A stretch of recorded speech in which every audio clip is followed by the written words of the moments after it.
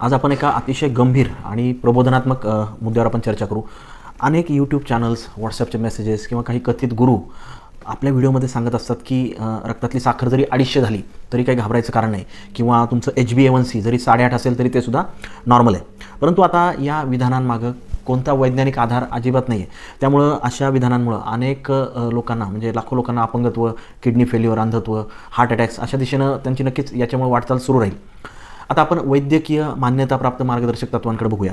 सगळ्यात पहिली महत्त्वाची गोष्ट म्हणजे अमेरिकन डायबिटिक असोसिएशन 2024 मध्ये त्यांनी काही ज्या क्लिनिकल गाईडलाईन्स दिलेल्या आहेत, तर त्याच्यामध्ये तुमची उपाशीपोटी रक्तातली साखर ही 100पेक्षा कमी असली तर ही नॉर्मल मानली जाते.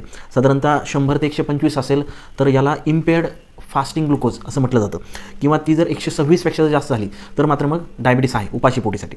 जेवणानंतर 2 तासाने रक्तातली साखरेची पातळी जर 140पेक्षा कमी असेल तर ती नॉर्मल, 140 ते 199 इथपर्यंत झाली तरी तो प्री डायबिटीस, आणि जर मात्र 200च्या पुढे गेली तर त्याला डायबिटीस असं म्हणतात.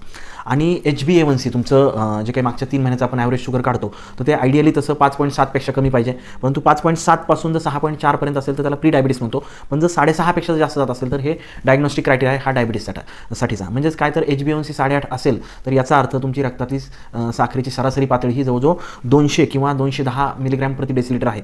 आणि हे सततचं विषारी वातावरण आपल्या रक्तवाहिन्यांवर, आपल्या अनेक ऑर्गन्सवर याचा परिणाम होत असतो. आता बघा, European association for the study of diabetes यांचंसुद्धा असंच म्हणणं आहे की थोडक्यात सांगायचं तर strict glycaemic control is crucial to prevent microvascular and macrovascular complications. म्हणजे याचा सरळ साधा अर्थ आहे की साखरेवर नियंत्रण हे तुमच्या डोळ्यांवर, तुमच्या मूत्रपिंडांवर आणि तुमच्या हृदयावर होणाऱ्या धोक्यापासून बचावासाठी साखरेचा कंट्रोल अतिशय महत्त्वाचा आहे. आता मग हे आपण गांभीर्यानं घ्यायला पाहिजे का? तर रक्तातली साखर जर 8.5 असेल तर बघा, रेटिनोपॅथी म्हणजे डोळ्याचं नुकसान 100% होत असतं. नेफ्रोपॅथी म्हणजे किडनीचं नुकसान सुद्धा, याची सुद्धा रिस्क वाढते. न्यूरोपॅथी बघा, काही लोकांना पायामध्ये जळजळ, पायामध्ये सुन्नपणा होतो. त्याच्यानंतर जर दीर्घकाळ जर अशी साखर राहिली तर हृदयविकाराचा झटका किंवा पॅरालिसिस होण्याचा धोका 2 ते 4 पटीने वाढत असतो. मग बरेचसे लोक म्हणतात की डॉक्टर साहेब, माझी साखर 250 आहे तरीसुद्धा मी ठीक आहे, मला काही त्रास होत नाही. याचं कारण असं असतं की डायबिटीस हा एक सायलेंट किलर आहे. तो त्रास देत नाही, परंतु आतल्या आत आपलं शरीर हळूहळू तो खराब करत असतो. म्हणूनच आपलं उद्दिष्ट काय असायला हवं, तर सगळ्यात पहिली गोष्ट म्हणजे उपाशीपोटीची रक्तातली साखर 100पेक्षा कमी ठेवायला पाहिजे. जेवणानंतर 2 तासाची साखर ही 140पेक्षा कमी असली पाहिजे. आणि तुमचं जे ॲव्हरेज शुगर आहे HbA1c हे 6.5पेक्षा कमी असलं पाहिजे. 5.7पेक्षा कमी जर ठेवता आलं जीवनशैलीत बदल करून तर खूप उत्तम आहे. अगदी माझी तुम्हाला प्रामाणिक विनंती की साखर 250 चालते हा विचार नक्की सोडा. तो विचार तुमचं आयुष्य खाऊन टाकणार आहे.